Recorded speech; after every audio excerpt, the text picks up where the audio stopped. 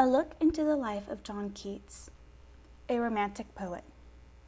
Romanticism was a literary, artistic, and intellectual movement during the second half of the 18th century in Europe. The movement encouraged strong emotion, intuition over reason, pastoral over urban settings, with a strong emphasis on the spiritual benefits of nature. The major romantic poets were most importantly William Wordsworth, who defined poetry as the spontaneous overflow of powerful feelings, Samuel Taylor Coleridge, Percy Bysshe Shelley, John Keats, George Gordon Lord Byron, and William Blake. Although each poet has been remembered in many different ways, I think Keats is often overlooked since he died so young. Let's take a closer look into the life and work of John Keats. John Keats was born October 31st, 1795 in London to Thomas and Frances Jennings Keats. He was the eldest of 4 kids, with George, Tom, and Frances Mary following. John's father was a barman at a local pub, and since the family was not rich enough to send John to boarding schools like Eton, he attended the Clark School in Enfield, where he learned about the Renaissance and its literature. His father died in 1804 by falling off a horse when John was 9 years old.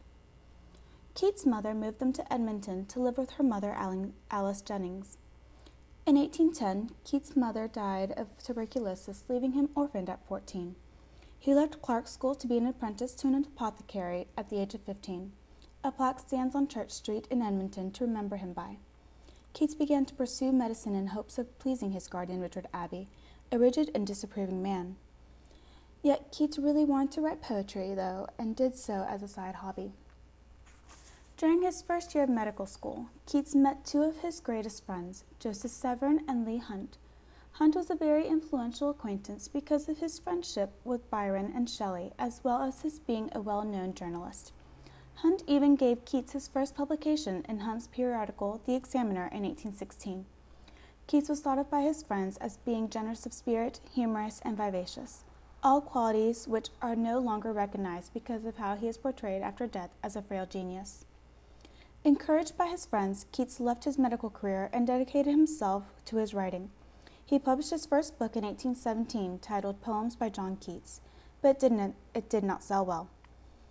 In fact, Keats was often being criticized for being uneducated and of poor origins. Keats stayed outwardly strong, while internally he was rattled and depressed. In 1818, Keats went on a walking tour around Scotland and Ireland and caught a bad cold. When he returned home, he continued to care for his brother Tom, who was suffering from tuberculosis, and thus exposing himself to the highly infectious disease. Keats wrote a letter to his sister discussing the effects of the disease on Tom, as seen here. Tom died December 1st, 1818, and Keats had already contracted the disease. At this time, Keats decided to move to Wentworth Place, owned by his friend Charles Browne. The winter of 1818 was troubling, but this winter marked the beginning of his most mature work, including 5 of his 6 great odes. While living at Wentworth Place, Keats met Fanny Brawne, who was a tenant of Keats's friend. Fanny and Keats began a brief love affair that lasted until his death. Keats kept her at a distance at first because of his poor health, but could not keep her away for too long. Many of his friends thought she would hinder his poetry, but instead she served as his muse for his best work. There was a bit of frustration in their relationship because Keats, like most men of the time, would visit prostitutes but expected extreme purity from women of his social circle. Despite this frustration, the two continued a close yet unconsummated relationship, proven by letters where Keats professes his love for her and calls her my darling girl, as seen here. Their love has been the inspiration for a new movie called Bright Star.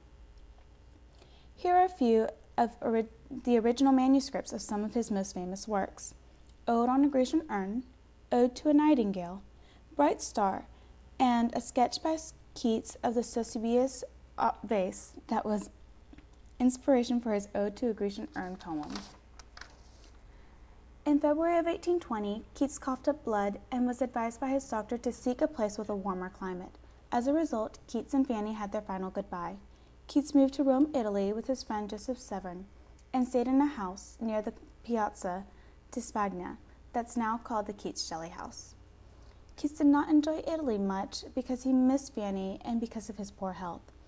On February 23, 1821, just 5 months after arriving in Italy, Keats passed away.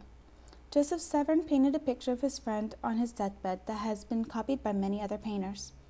Keats was buried in the Protestant cemetery in Rome, and years later was joined on each side by friends Percy Bysshe Shelley and Joseph Severn. Keats continues to be remembered after his death for his beautiful poetry and his innovative use of language. On his tombstone it reads, "This grave contains all that was mortal of a young English poet, who on his deathbed, in the bitterness of his heart at the malicious power of his enemies, desired these words to be engraven on his tombstone. Here lies one whose name was writ on water, February 24th, 1821. Although Keats died at the young age of 25 and was a romantic poet with the shortest career, his contribution to literature and the majesty of the poetic word has not been forgotten.